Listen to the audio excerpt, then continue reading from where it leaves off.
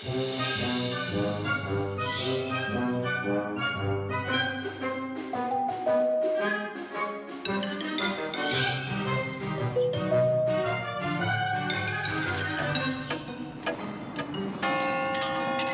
contes fantastiques de Macha.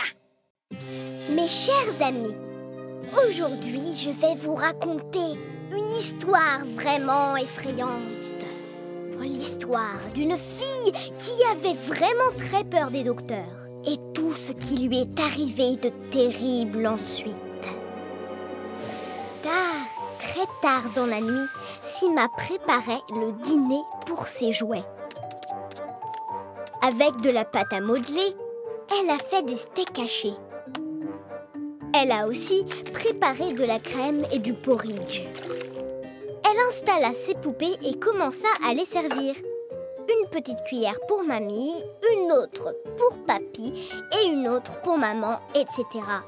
En fait, Sima donnait à manger à ses poupées ce qu'elle avait préparé et elle en profitait pour dîner aussi. Puis elle alla dormir. Sima était couchée, mais elle ne dormait pas. L'estomac de Sima gargouillait comme un vieil évier. Elle aurait dû en parler tout de suite à sa mère, mais elle avait peur qu'elle appelle immédiatement le docteur. Ce serait terrible! Alors elle préférait souffrir.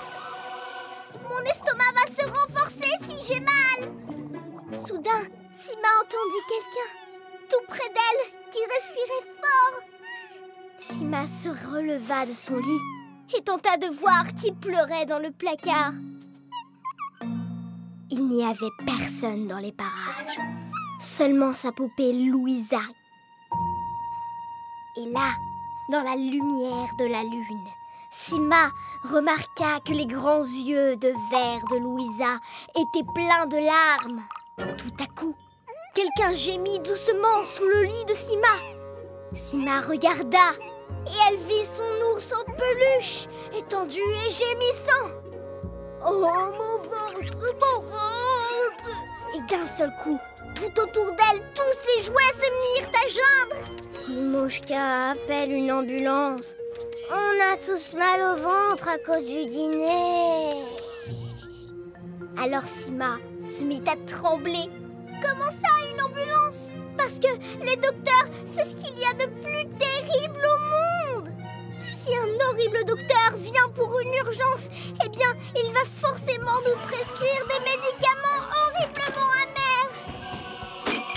On va devoir lui montrer notre langue et tout de suite, il va enfoncer une cuillère dans notre bouche. Et si on pleure ou on résiste, le docteur nous attrapera et nous emmènera à l'hôpital. Mais les jouets avaient trop mal pour avoir peur de l'ambulance. Oh, on a mal au ventre. Il pleurait et il ne se calmait pas.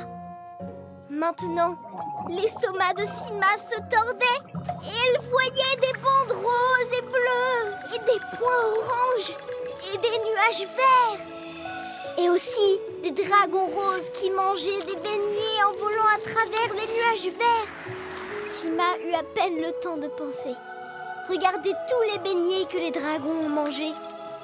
Qu'elle était partie ailleurs. Et un certain temps plus tard, Sima se réveilla finalement. Elle toucha son ventre et ça avait l'air d'aller. Sima ouvrit les yeux et elle ne savait pas comment elle était arrivée dans cette chambre étrange aux murs blancs. Elle ne savait pas quoi faire. Alors Sima appuya sur le bouton. Et bim! La porte s'ouvrit et une fée des neiges entra. Si belle, blanche et souriante. Oh, elle est venue me souhaiter une bonne année, pensa Sima.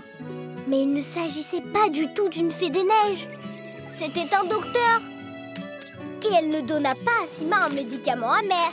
Elle lui caressa la tête, toucha son ventre et dit à Sima: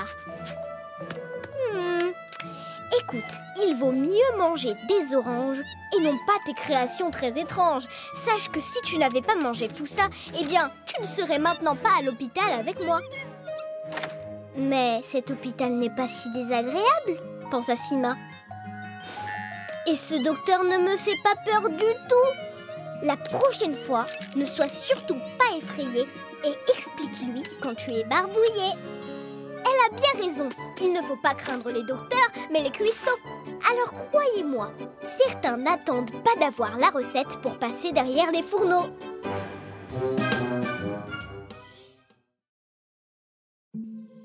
Je vais vous raconter une histoire vraiment très effrayante.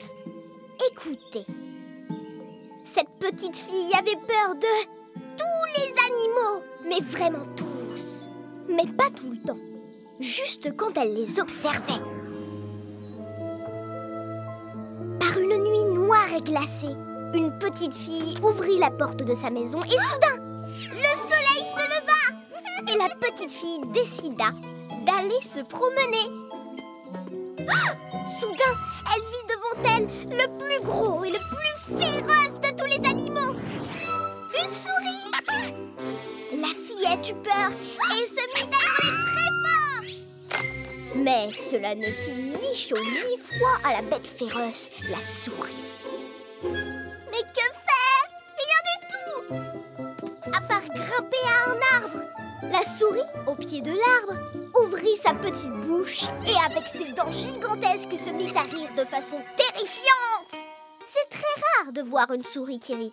Quand les gens ont peur, les souris le voient et elles rient aux éclats. Et un tel spectacle est vraiment effroyable.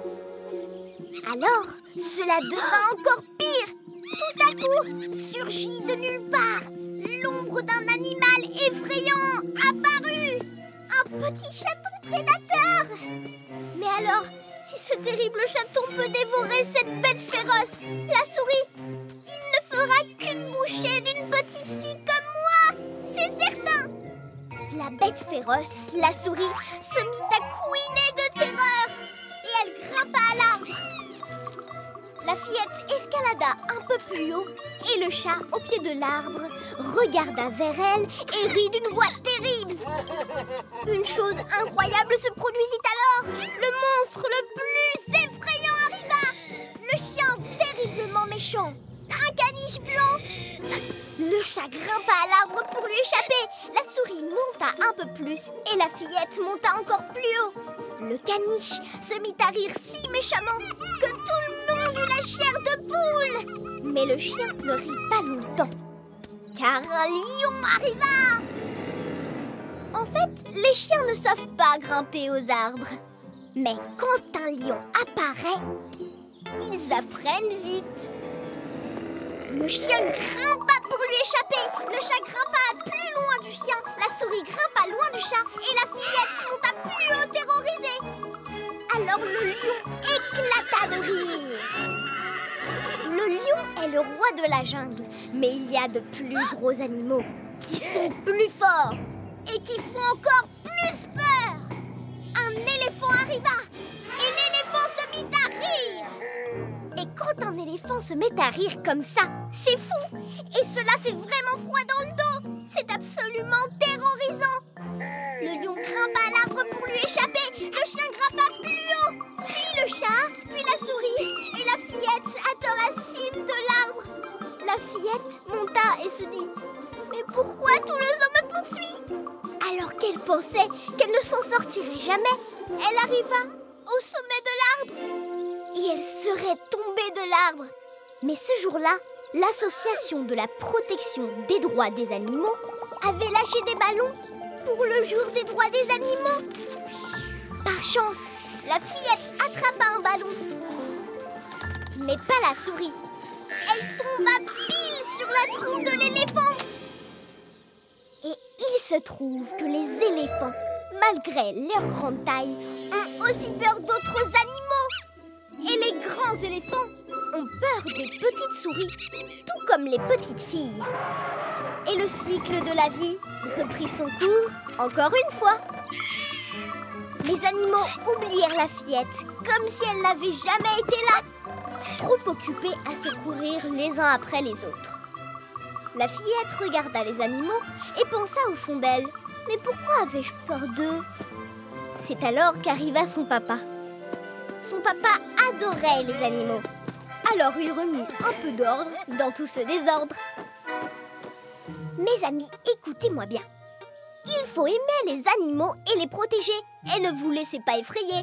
Et si jamais vous avez peur quand même, demandez de l'aide à une grande personne. Par exemple, votre papa. Parce que monter dans les bras de papa, c'est mieux et moins risqué que de grimper aux arbres.